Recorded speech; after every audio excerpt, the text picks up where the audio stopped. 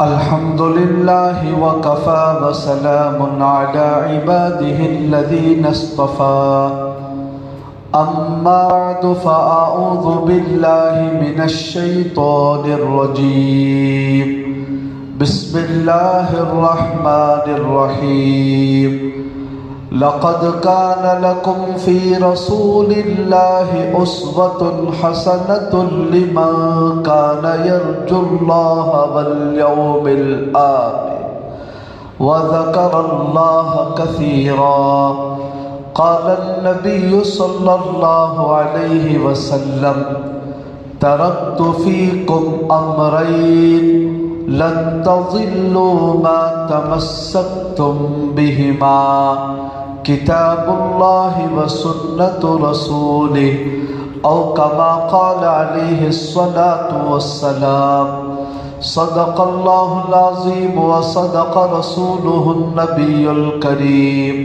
ونحن على ذلك لمن الشاهدين والشاكرين والحمد لله رب العالمین۔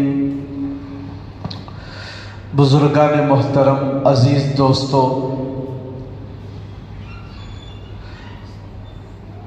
کئی جمعہ سے میرے اور آپ کے آقا حضرت محمد الرسول اللہ صلی اللہ علیہ وسلم کی مبارک بابرکت اور پاکیزہ زندگی کا ذکر چل رہا ہے۔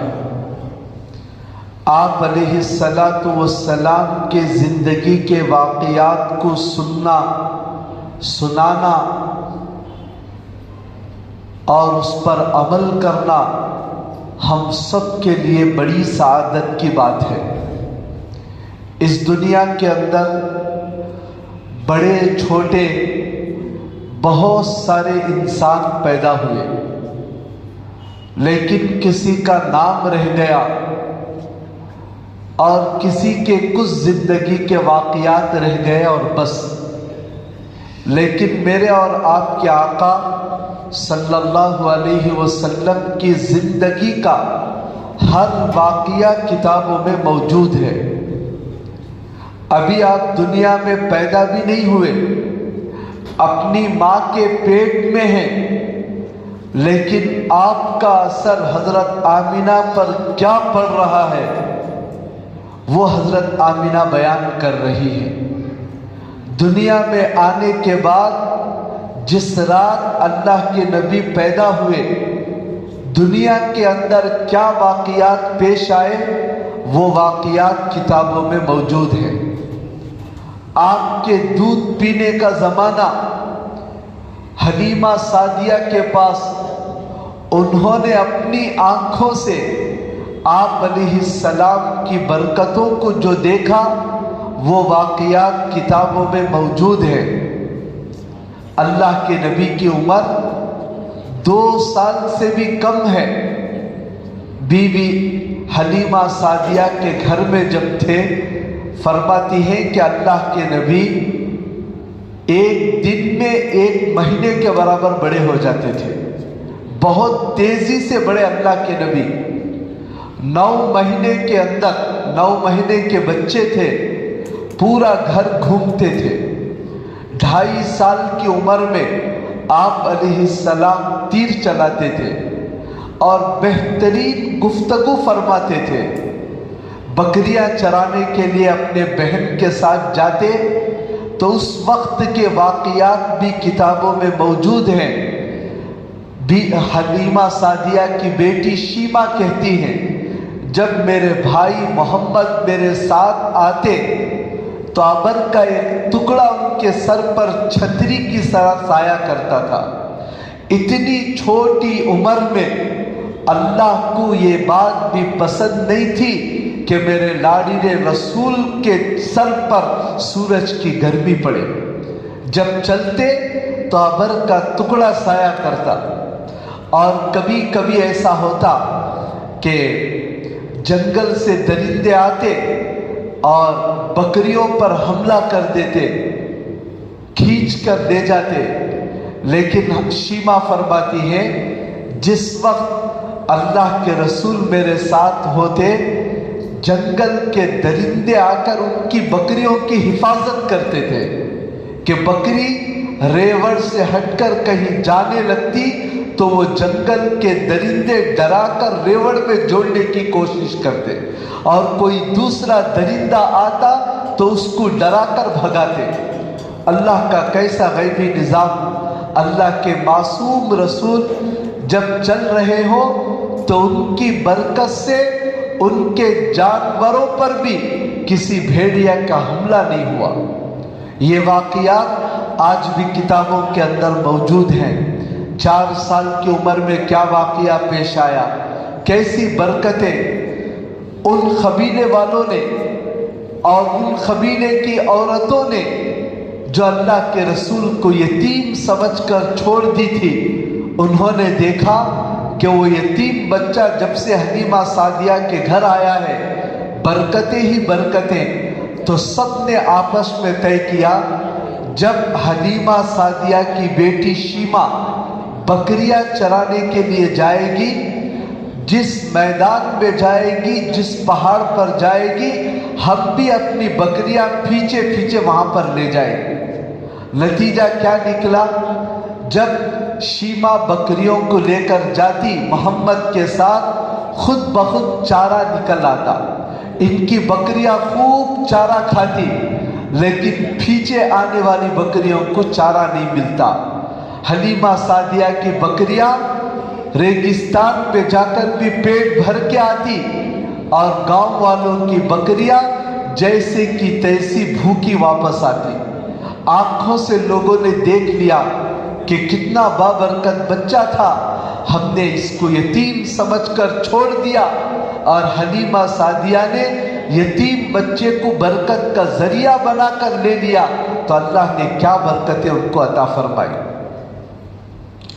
تو بچپن کے واقعات، پیدائش سے پہلے کے واقعات، پیدا ہونے کے واقعات، جوانی کے واقعات، شادی کا واقعہ، شادی بھی کیسی اللہ کے رسول کی ہوئی، اللہ اکبر۔ مکہ مکرمہ میں ایک عورت جن کا نام تھا خدیجۃ الکبریٰ، ایک شوہر سے نکاح ہوا تھا، ان کا انتقال ہو گیا، دوسرے شوہر سے انہوں نے نکاح کیا، ان کا بھی انتقال ہو گیا۔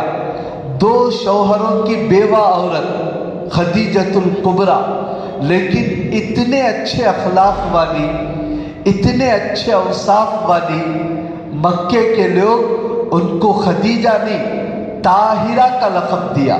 طاہرہ کے معنی بالکل پاک باز عورت، گناہوں سے پاک، اخلاق بہترین والی عورت کو طاہرہ کہتے ہیں، مکے کے لوگ ان کو طاہرہ کہتے تھے۔ ایسی عورت نے خود نکاح کا پیغام بھیجا، خود نکاح کا پیغام بھیجا نبی کو اپنی ایک کنیز نفیسہ کے ذریعے، جاؤ میں محمد سے نکاح کرنا چاہتی ہوں، تم پیغام لے کر جاؤ۔ اب ان کی باندی آئی، محمد سے ڈائریکٹ پوچھا، اتنی عمر ہو گئی شادی نہیں کرتے؟ کہا کہ کرنے کا ارادہ ہے۔ کس سے کرو گے؟ کہا ابھی رشتے کی تلاش ہے۔ فرمایا ایک عورت ہے کرنے کے لیے تیار ہو، تمہارے خاندان کی ہے۔ پوچھا کون؟ خدیجہ۔ خدیجہ جس سے بڑے بڑے مالدار عرب کے شرفاء شریف لوگ ان سے نکاح کرنا چاہتے ہیں، وہ نکاح کے لیے تیار نہیں تو مجھ سے کیسے تیار ہو جائے گی؟ کہا کہ بس تم اپنا ارادہ ظاہر کرو، بعد کی بات میرے ذمے۔ کہا کہ میرے چاچا سے پوچھ لو، میرے چچا ہیں، بڑے ہیں۔ اب وہ گئے، نفیسہ جا کر ابو طالب سے پوچھا، انہوں نے کہا کہ وہ کیسے مان لے گی؟ کہا کہ انہوں نے ہی بھیجا ہے رشتے کے لیے۔ ایسے اخلاق تھے کہ عورتیں مر مٹتے تھے اللہ کے رسول پر۔ یہ واقعات کتابوں کے اندر موجود ہیں۔ جب تجارت کرتے تو کیسے اوصاف تھے، وہ واقعات اللہ نے ذکر کیے ہیں۔ چنانچہ پیدائش سے لے کر موت تک ہمارے نبی کے علاوہ کسی انسان کی سیرت اتنا محفوظ نہیں ہے۔ کتنے پیغمبر دنیا میں آئے، کسی پیغمبر کی زندگی اتنا محفوظ نہیں ہے، چند واقعات مل جائیں گے اور بس، باقی پیدائش سے پہلے، پیدائش کے بعد، موت تک اتنے واقعات تفصیل سے کتابوں میں موجود ہیں۔ اس کی وجہ کیا ہے؟ اس کی وجہ یہ ہے، اللہ نے قرآن پاک میں فرمایا لَقَدْ كَانَ لَكُمْ فِي رَسُولِ اللَّهِ أُسْوَةٌ حَسَنَةٌ، اے قیامت تک آنے والے لوگوں، تمہارے لیے میرے رسول کی زندگی میں اسوہ ہے، نمونہ ہے۔ رسول کی زندگی تمہارے لیے ایک آئیڈیل ہے۔ اب آئیڈیل بنانے کے لیے اللہ نے ہمارے نبی کے ہر واقعے کو محفوظ رکھا۔ ہم لوگوں کو چاہیے کہ ہم اپنے نبی کی سیرت کو پڑھیں، مطالعہ کریں، اس کے ذریعے ہمارے اندر ہمت پیدا ہوتی ہے، قوت پیدا ہوتی ہے، صحیح معنی میں انسان بننے کا جذبہ پیدا ہوتا ہے۔ نبی کے بہت سارے اخلاق ہیں، بہت سارے واقعات بنے پڑے، اگر سنانا شروع کریں تو سالوں تک نبی کے واقعات چلتے رہیں گے۔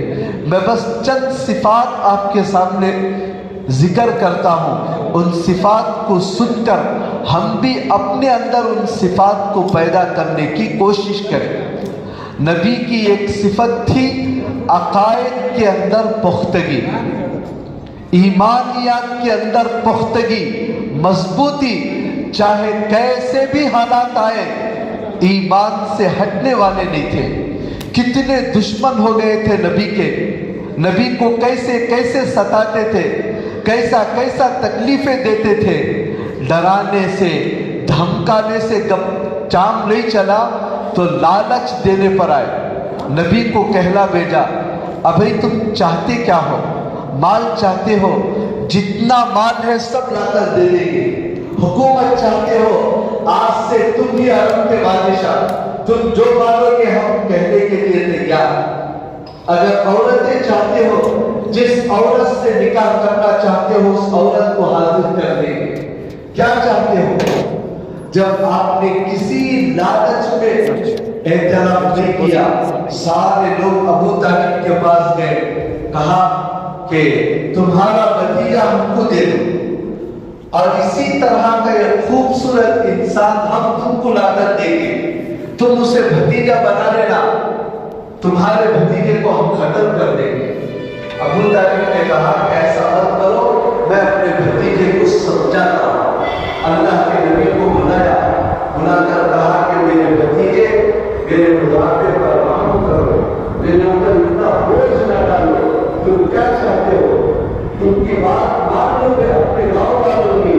تو اللہ کے رسول رونے لگے، جیسے ہی آنکھوں میں آنسو آئے چچا نے کہا کہ بھتیجے تم کیا چاہتے ہو بتاؤ۔ فرمایا اگر یہ لوگ میرے ایک ہاتھ پر چاند لا کر رکھ دے، دوسرے ہاتھ پر سورج لا کر رکھ دے، تب بھی جس بات کی میں دعوت دے رہا ہوں اللہ کے سوا کوئی معبود نہیں، اللہ کے سوا کسی کے سامنے ہمارا سر جھکنے کے لائق نہیں، اللہ کے سوا کسی کو پوچھنے کی ذات نہیں ہے، بس یہی عقیدے ہیں، اس کام کو چھوڑ دو تو میں نہیں چھوڑ سکتا۔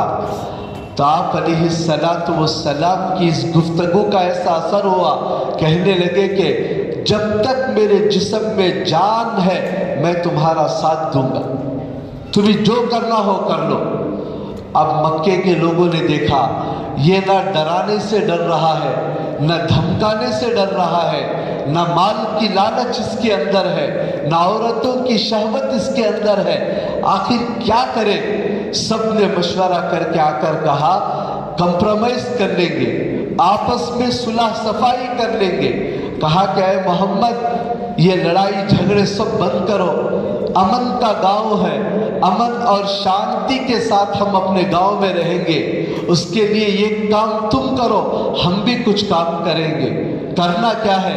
کہا کہ تم ایک دن ہمارے خدا کی عبادت کرو، ہمارے بتوں کی پوجا کر لو، ایک ہفتے تک ہم تمہارے خدا کی عبادت کریں گے، اس کے بعد ایک ہفتہ تم ہمارے خداؤں کی عبادت کر لو، ایک سال تک ہم تمہارے خدا کی عبادت کریں گے۔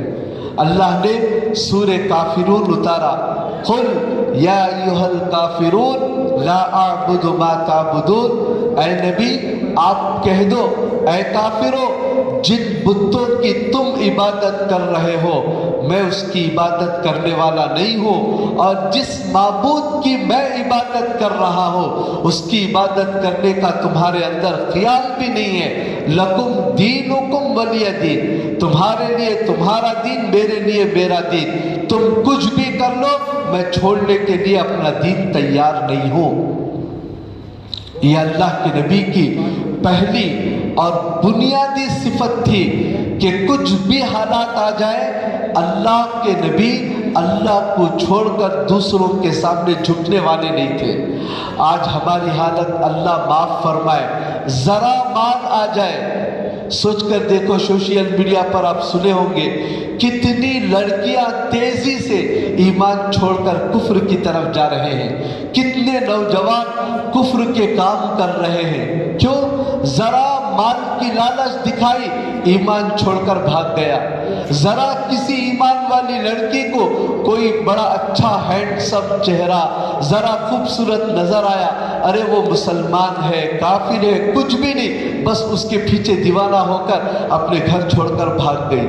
ایمان کی کوئی حقیقت ہمارے دلوں کے اندر نہیں ہے، سمجھا ہی نہیں کہ ایمان کتنی بڑی دولت ہے، عقائد کتنی بڑے دولت ہیں، اس کو چھوڑنے سے دنیا اور آخرت کا کتنا بڑا نقصان ہوگا اس کا احساس ہمارے دلوں سے ختم ہو گیا۔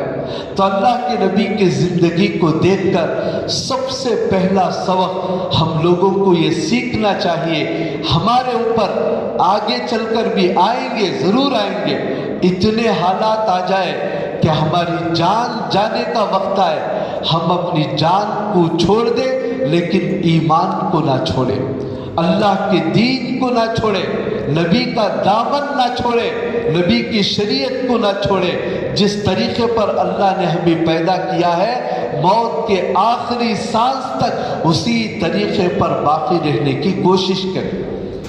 اور دوسری چیز ہے اللہ کے نبی کی نرمی اور تحمل، برداشت، یہ دونوں صفتیں اللہ کے نبی کے پاس کیسے تھی؟ دیکھیے سینکڑوں واقعات ہیں۔ اللہ کے نبی کی عادت تھی کہ آپ علیہ السلام ہر کس و ناکس کو سلام کرتے، سلام میں پہل کرتے۔ حضرت انس کہتے ہیں 10 سال میں نے خدمت کی، 10 سال اس بات کی کوشش کی کہ مجھے نبی سے پہلے سلام کرنے کا موقع ملے، 10 سال میں کبھی بھی موقع ہی نہیں ملا، نبی خود پہلے سلام کر دیتے تھے۔ اتنی عادت تھی، اتنا عام رواج تھا سلام کا، اور بہت ترغیب بھی سلام کی دیا کرتے تھے۔ اللہ کے نبی نے ایک حدیث میں صاف فرمایا، اے لوگو کان کھول کر سن لو، تم اس وقت تک مومن نہیں ہو سکتے جب تک کہ آپس میں سچی محبت نہ کرو۔ اور پھر فرمایا کیا میں تمہیں ایک چیز بتاؤں، اگر تم کرو گے تو آپس میں محبت پیدا ہو جائے گی، وہ ہے افشوا السلام بینکم، آپس میں سلام کا رواج دو، جانتے ہو نہ جانتے ہو جو بھی سامنے آئے سلام کرو، سلام میں پہل کرو، البادئ بالسلام بریء من الکبر، سلام میں پہل کرنے والا تکبر سے بچ جاتا ہے۔ کیا ہے سلام کے معنی؟ تم کو کوئی مصیبت نہ آئے، تمہارا ایکسیڈنٹ کے اندر انتقال نہ ہو، تمہارا ہاتھ پیر نہ ٹوٹے، تمہارے بدن میں سلامتی ہو، تمہارے کمائی میں برکتیں ہو، یہ ساری باتیں ایک سلام کے اندر آ جاتی ہیں۔ السلام علیکم کوئی کہا 10 نیکیاں، ورحمت اللہ بڑھا دیا 20 نیکیاں، وبرکاتہ بڑھا دیا 30 نیکیاں، ایک ایک سلام کے اوپر اتنی نیکیاں، برکتیں، دعائیں، ایسے سلام کو ہم لوگوں نے ترک کر دیا۔ تو میں بتا رہا تھا اللہ کے نبی کے زمانے میں سلام کا بڑا رواج تھا۔ کیا مسلمان، یہودی منافق بھی سلام کرتے تھے، یہودیوں کے دلوں میں بھی نبی کی دشمنی تھی، تو وہ لوگ کیا کرتے تھے؟ الفاظ کو بگاڑتے تھے۔ اللہ کے نبی ایک بار مرتبہ بیٹھے ہیں، گھر کے پاس سے ایک جماعت گزر رہی تھی یہودیوں کی، انہوں نے نبی کو سلام کیا، اور سلام کیسے کیا؟ السلام علیکم، السلام علیکم، جس کے معنی آتے ہیں اے نبی تم برباد ہو جاؤ، تم تباہ ہو جاؤ، تمہارے اوپر لعنت ہو، یہ معنی آتے ہیں۔ سلام کو ذرا بھی بگاڑیں گے تو معنی بدل جاتے ہیں۔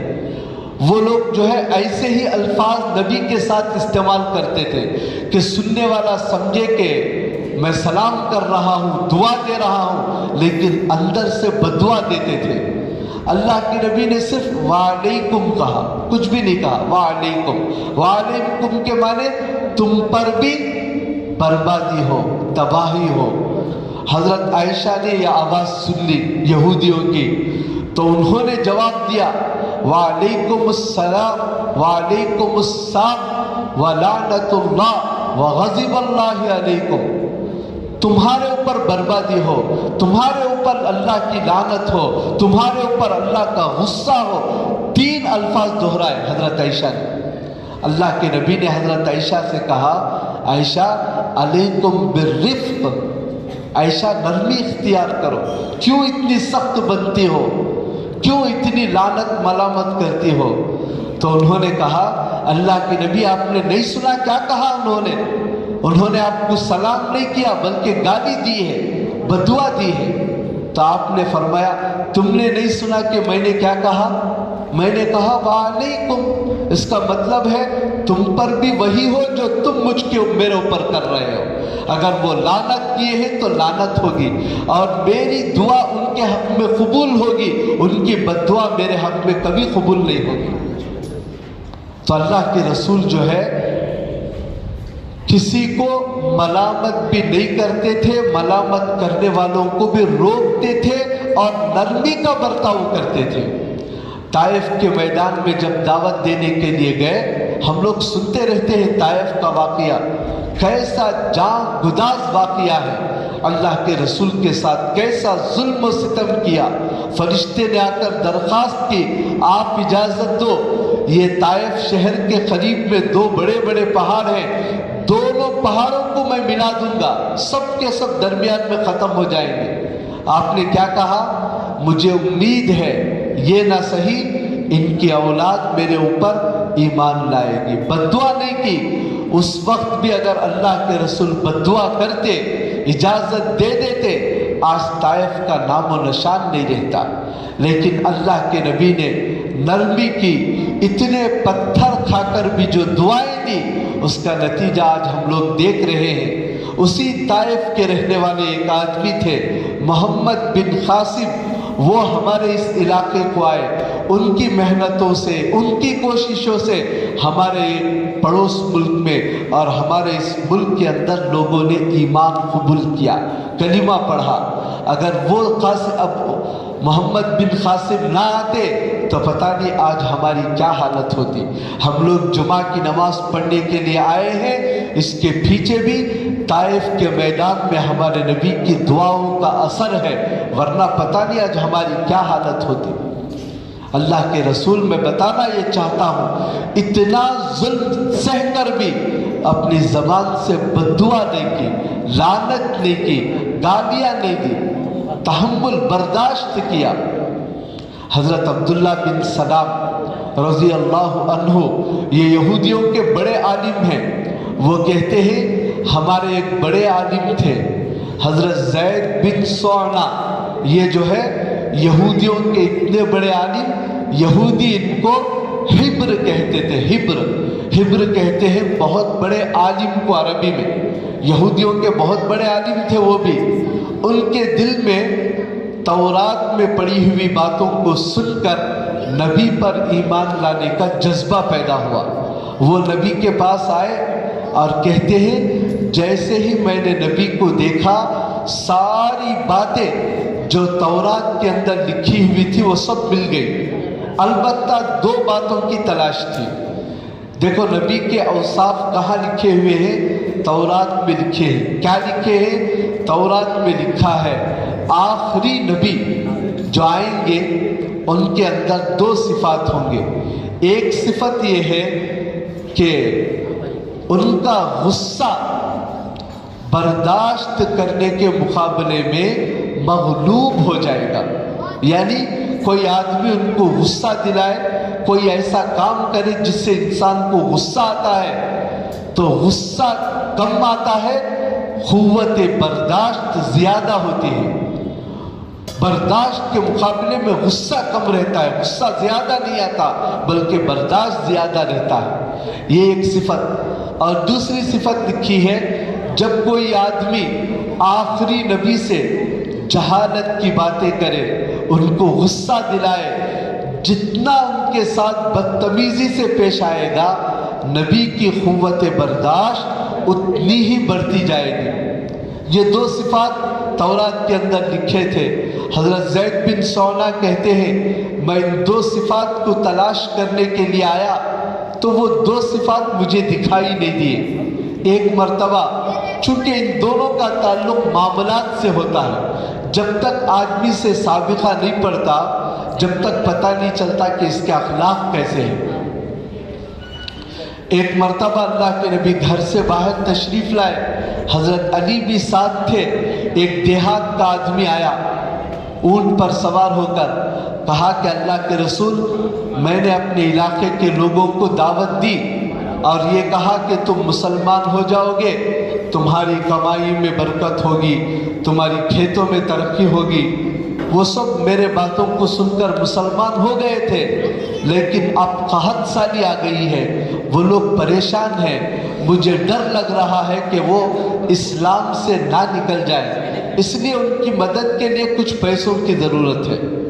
अल्लाह के नबी हज़रत अली की तरफ देखे, हज़रत अली ने कहा कि कुछ भी नहीं है।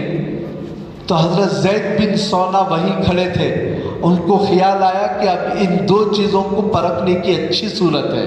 फ़ौरन आए, कहा कि ऐ मोहम्मद, अगर तुम चाहते हैं तो इस वक्त मैं सोना दे दूंगा और तुम फुला तारीख को इसके बदले में खजूरें दे दो और तुम्हारी ज़रूरत भी पूरी हो जाएगी।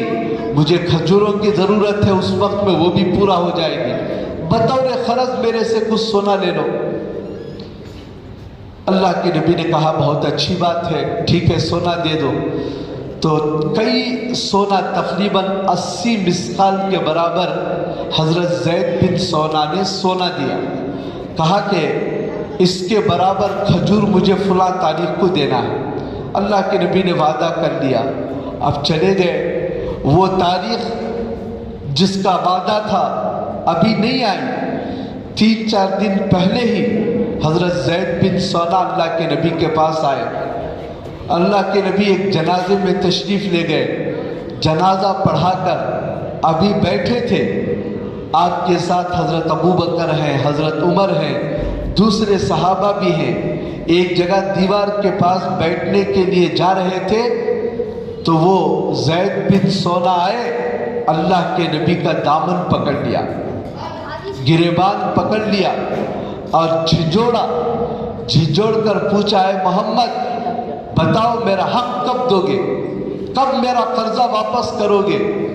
तुम और तुम्हारा ख़ानदान, जितने अब्दुल मुत्तलिब के बच्चे तुम्हारा ख़ानदान है, सिर्फ टाल मटोल करते हैं, लेना आता है देना नहीं आता। ऐसे गलत बातें अल्लाह के नबी के ऊपर इल्ज़ाम लगाया। हज़रत ज़ैद बिन सौना कहते हैं, ये बातें कहते हुए मैंने उमर को देखा कि उनकी आंखें सुर्ख हो गई हैं। उन्होंने कहा, ओ अल्लाह के दुश्मन, मेरे सामने नबी की ऐसी गुस्ताखी करता है और ऐसी बातें कहता है जिसको मेरे कान सुन रहे हैं।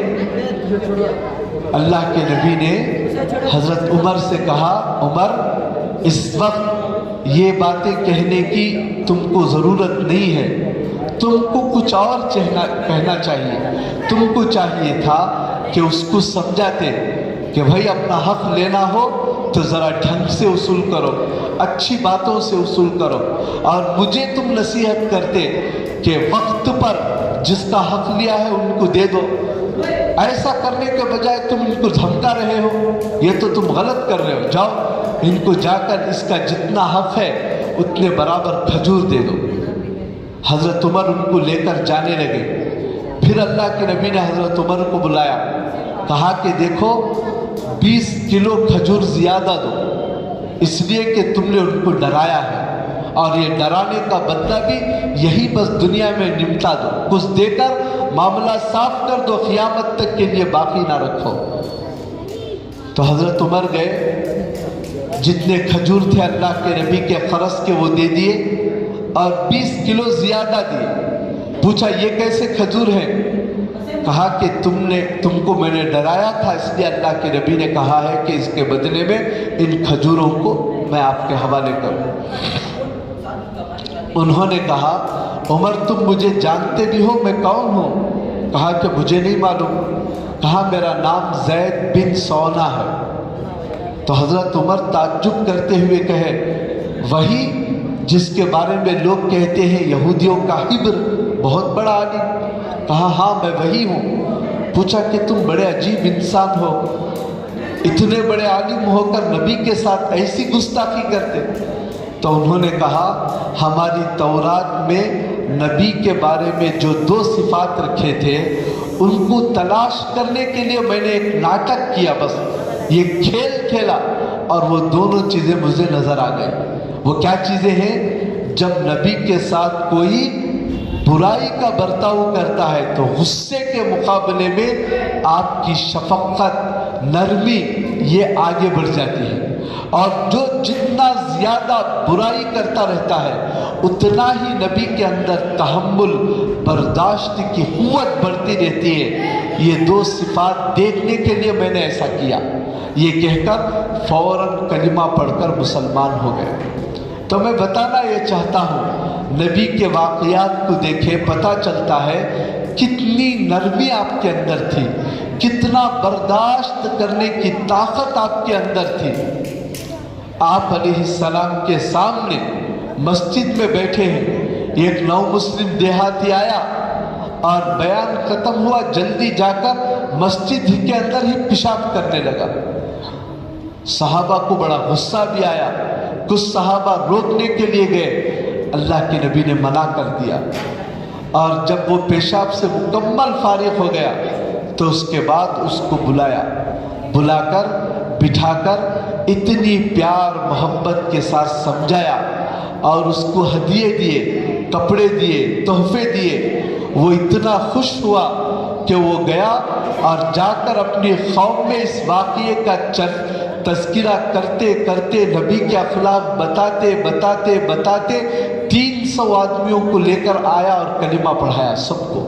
इतनी मेहनत की उसने, नबी के अखलाक से इतना मुतासिर हुए।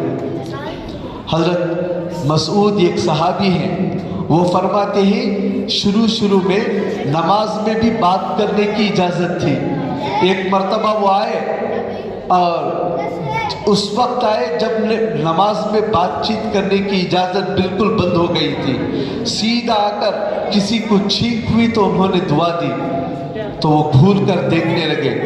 जब बात की तो कोई बात नहीं, बस इशारे से खामोश करा दिया। तो इनको ताज्जुब हुआ, उन्होंने कहा अरे तेरी माँ तुझ पर रोए, तुमको क्या हो गया? कोई मुझसे बात नहीं कर रहा, क्या कर रहे हो तुम लोग? किसी ने कुछ भी जवाब नहीं दिया। जब नमाज ख़त्म हो गई तो अल्लाह के रसूल ने उनको बुलाया और इतनी मोहब्बत से समझाया। वो कहने लगे कसम खाकर, अल्लाह की कसम, आपसे पहले और आपकी बाद ज़िंदगी में कभी भी किसी को इतना अच्छा बर्ताव और समझाते हुए मैंने नहीं देखा। इतनी बड़ी गलती करने के बावजूद भी ना उस पेशाब करने वाले को डांटा, ना इस बात करने वाले को डांटा। यहाँ तक कि एक नौजवान आया, एक नौजवान, वो बहुत सारी अय्याशियाँ करने वाला, शराब पीने वाला, जिना करने वाला, उसको जो है पहले की आदतें अंदर पकड़ गई थी।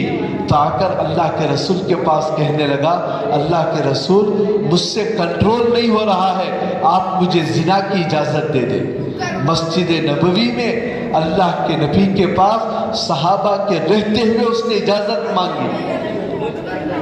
अल्लाह के नबी ने कुछ नहीं कहा, प्यार से मोहब्बत से पूछा ये करो, ये इसका जवाब दो, क्या तुम चाहते हो कि तुम्हारी बीवी के साथ कोई जिना करे? کہا کہ میں نہیں چاہتا. کیا تمہاری بیٹی ہو اور اس بیٹی کے ساتھ کوئی بدکاری کرے، کیا تم کو پسند ہے؟ کہا کہ نہیں، مجھے پسند نہیں ہے. تمہاری ماں کے ساتھ کوئی بدکاری کرے، یہ پسند ہے؟ کہا کہ مجھے پسند نہیں. تمہاری خالہ کے ساتھ کوئی بدکاری کرے، تمہارے پھوپھی کے ساتھ کوئی کرے، ہر ایک بات پر وہ نوجوان کہتا مجھے بالکل پسند نہیں. تو اللہ کے نبی نے کہا بھائی تم جس کے ساتھ بدکاری کرنے کا ارادہ کر رہے ہو وہ بھی تو کسی کی بیٹی ہے، وہ بھی تو کسی کی بیوی ہے، وہ بھی تو کسی کی بہن ہے، وہ بھی تو کسی کی پھوپھی خالہ ہے. ان کو بھی ایسے ہی دل چاہ رہا ہوگا کہ میری بیٹی پر کوئی بری نظر نہ ڈالے. تو ان کو جیسے تم کو تکلیف ہوگی ویسے ان کے خاندان والوں کو بھی تکلیف ہوگی. یہ کہہ کر آپ نے اپنا ہاتھ سینے پر رکھا اس نوجوان کے اور اللہ سے دعا کی اللہم حسن فرجہ واغفر ذنبہ وطہر قلبہ. اے اللہ اس کے دل کو پاک کر دے، اس کی شرمگاہ کو صاف کر دے، یعنی بدکاری سے محفوظ رکھ دے، اس کے گناہوں کو معاف کر دے. صحابہ کہتے ہیں وہ نوجوان اٹھ کر گیا.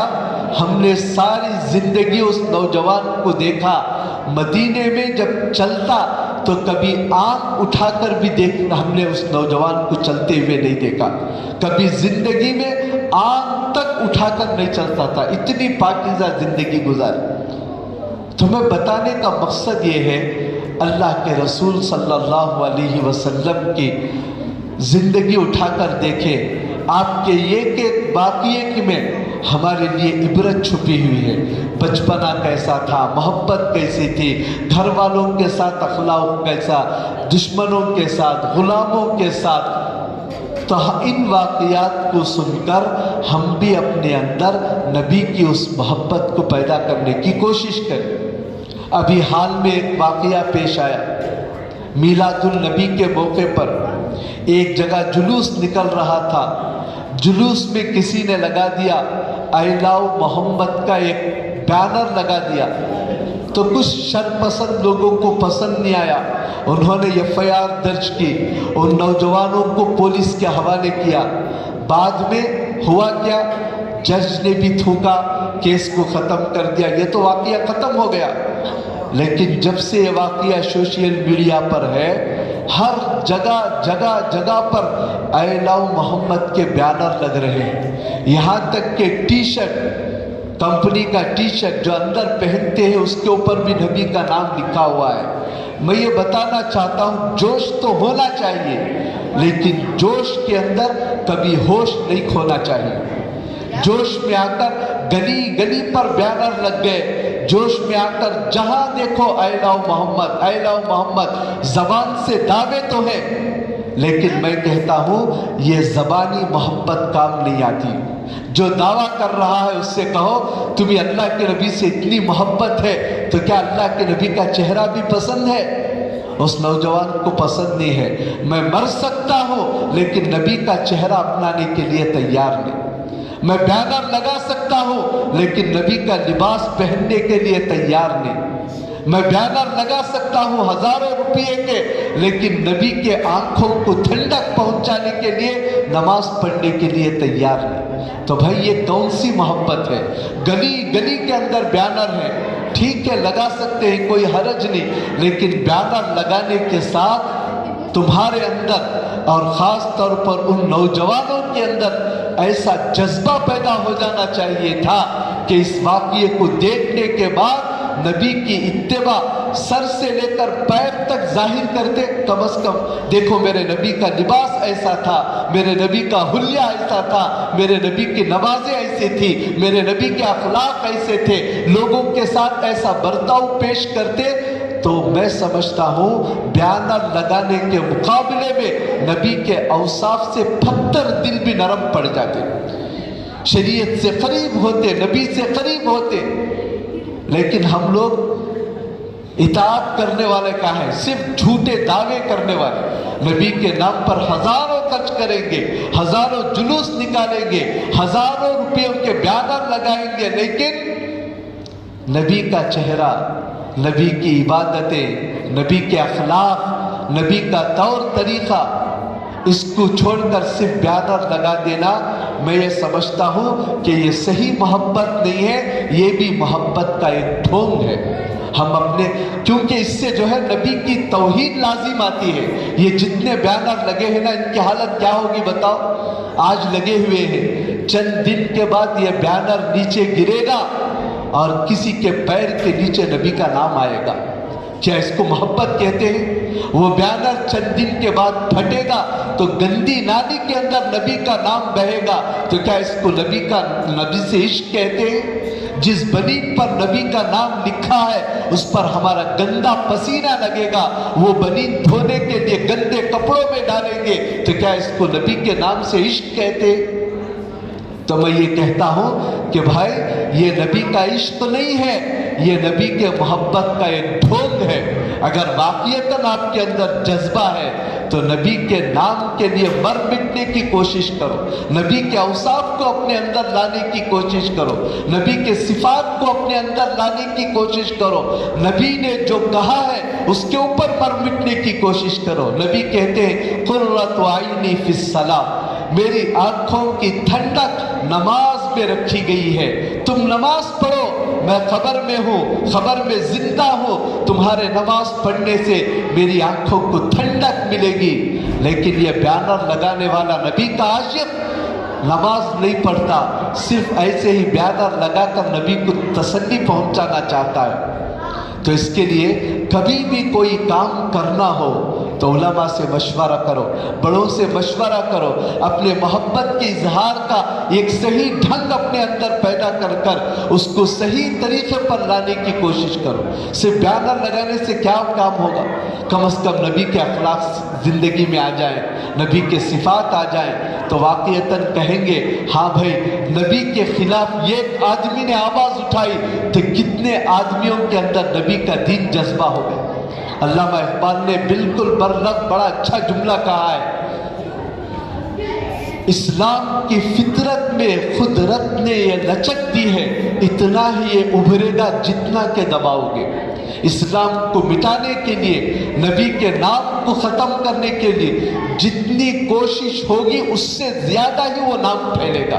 اب ایک بیانر کو کیا مٹایا، ہزاروں لاکھوں بیانر نکل گئے۔ تو میں بس اتنا کہنا چاہتا ہوں کہ بھائی نبی کے اوصاف کو دیکھو، دیکھ کر اس کو بھی اپنا کر دوسروں کے ساتھ، اپنوں کے ساتھ نبی کی جو تعلیمات ہیں ان کو پھیلانے کی کوشش کرو کہ پڑوسیوں کے ساتھ کیسا برتاؤ تھا، غلاموں کے ساتھ کیسا برتاؤ تھا۔ ان واقعات کو سن کر اگر ہم بھی ان اخلاق کے اندر ڈھلیں گے، اللہ کی قسم آج بھی لوگ اسلام قبول کرنے کے لیے تیار ہیں۔ لیکن ہم لوگ صرف بیان کریں گے، لچھے دار تقریریں کریں گے مسلمان ہونے کے، لیکن مسلمان کہاں ہے؟ سب خبروں میں چلے گئے۔ اسلام کہاں ہے؟ کتابوں میں ہے، اب زندگیوں میں کیسے ظاہر ہوگا؟ تو ان حالات کو دیکھ کر صرف بیانر ہی نہیں، اپنے آپ کو بھی بدلنے کی کوشش کریں۔ ہماری آپ کی قیامت تک آنے والے لوگوں کی کامیابی نبی کے نقش قدم کے اندر ہی رکھی ہے۔ وَمَن يُطِعِ الرَّسُولَ فَقَدْ أَطَاعَ اللَّهَ، اللہ نے فرمایا جو رسول کی اتباع کرے گا وہی اللہ کی گویا کہ اس نے عبادت کی ہے۔ اپنی عبادت کو اللہ رب العالمین نے اپنے نبی کی اطاعت کے ساتھ جوڑا ہے۔ نبی کی اتباع کرو تو تم اللہ کی عبادت کرنے والے بھی ہو، عبادت کر کے بھی نبی کی اتباع چھوڑی، یاد رکھے ہماری یہ عبادت کچھ بھی کام آنے والی نہیں۔ اللہ ہم سب کو صحیح معنی میں نبی کا عشق عطا فرمائے، نبی کے طور طریقوں کو اپنا کر چلنے کی اللہ ہم سب کو سعادت عطا فرمائے۔ آمین وآخر دعوانا ان الحمد للہ رب العالمین۔